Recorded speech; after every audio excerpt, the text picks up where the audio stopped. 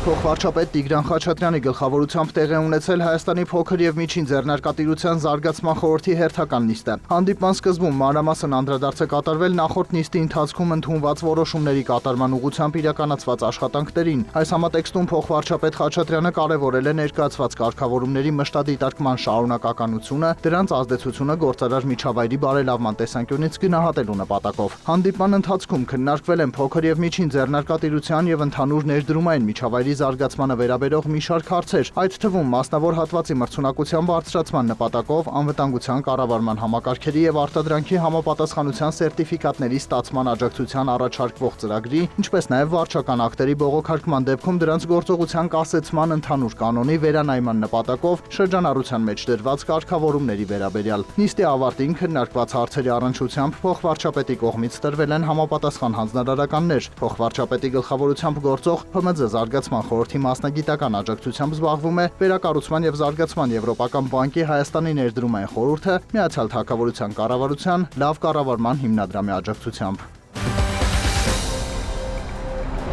Երևանի ավականու որոշմամբ քաղաքացիները եւ տնտեսվարողները ազատվել են տարեսկզբից աղբահանության վճարը սահմանված ժամկետում չվճարելու համար տույժ տուգանքներից, քանի որ աղբահանության վճարների գանձման մեթոդների փոփոխություն է եղել եւ այս տարվանից հաշվարկն իրականացվում է շինության մակերեսով, տարեսկզբից քաղաքացիները չէին կարողանում վճարել աղբահանության համար գումարը։ Հիմա քաղաքացիները չեն տուգանվի, եթե հունվար, փետրվար, մարտ, ապրիլ, մայիս ամիսների վճարը չմուծեն սահմանված ժամկետում, այսինքն մինչեւ հուլիսի 31-ը։ Քաղաքային իշխանությունը վստահեցրել է, որ վճարումների համար առցանց հարթակն արդեն գործում է։ Վճարումները կարող եք իրականացնել Yerevan.am կայքում համապատասխան բաժնում,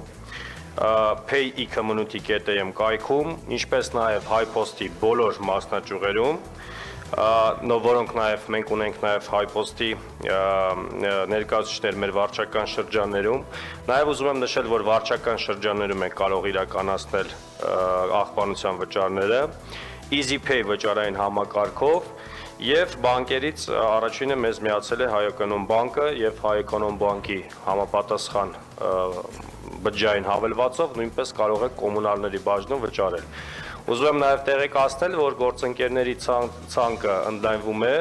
եւ մոտակա 1-2 շաբաթում մենք ունենալու ենք մի շարք այլ առևտրային բանկեր, որոնց միջոցով նույնպես կարող եք հավելվածների միջոցով վճարումներ իրականացնել, շուտով նաև թելցել համակարգն է միանալու։ Լևոն Հովհաննիսյանի պնդմամբ մոտ 1 ամսից հասանելի կդառնան վճարման բոլոր այն տարբերակները, որոնք նախկինում հասանելի են եղել, քաղաքացիներն էլ դժվարությունների առաջ չեն կանգնի։ Օրակարգի մյուս հարցը վերաբերում էր հողամասի սահմանների ճշտման եւ հողահատկացման հիմքերի վերականգնման գործընթացում արտոնություն կիրառելուն։ Ազդակը եկել է աշխատանքի եւ սոցիալական հարցերի նախարարությունից եւ վերաբերում է Երևանի տարածքում պետական ենթակայությամբ գործող սոցիալական պաշտպանության կազմակերպություններին։ Երևան քաղաքի վարչական տարածքում պետական ենթակայությամբ գործող սոցիալական պաշտպանության կազմակերպությունների համար Երևան քաղաքի ավականու որոշմամբ սահմանված Երևան համայնքի վարչական տարածքում գտնվող հողամասերի սահմանների ճշտման եւ հողահատկացման հիմքերի վերականգնման դեպքերում փաստաթղթերի նախապատրաստման համար 2025 թվականի համար սահմանված տեղական վճարի դրույքաչափի նկատմամբ կիրառել արտոնություն, տեղական վճարի դրույքաչափի նկատմամբ ձևական դրույքաչափի կիրառմամբ։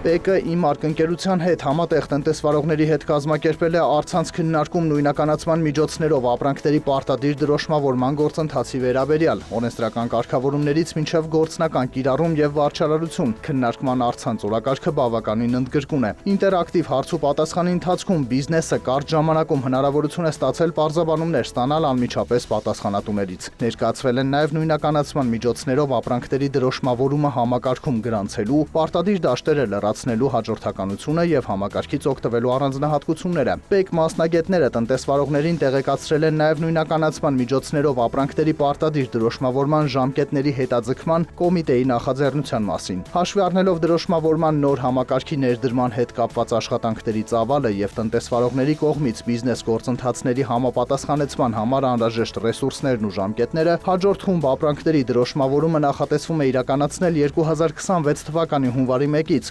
25 թվականի հունիսի 1-ի եւ սեպտեմբերի 1-ի փոխարեն։ ՊԵԿ-ն այլ նախաձեռնություն եւս ունի։ Նախատեսվում է դրոշմավորման ծածկագրերի վերաբերյալ տեղեկատվության ձևաչափում ներառել նաեւ ապրանքի տեղեկատվության հայաֆիկացում։ Նախատեսվող օրենսդրական նոր փոփոխությունների վերաբերյալ կոմիտեն արդեն իսկ ծանոթություններ է ուղարկել տնտեսվարողներին։ Իրազեկման միջոցառումների շրջանակում առցանց ձևաչափով քննարկումներն իրականացվում են ամեն շաբաթ։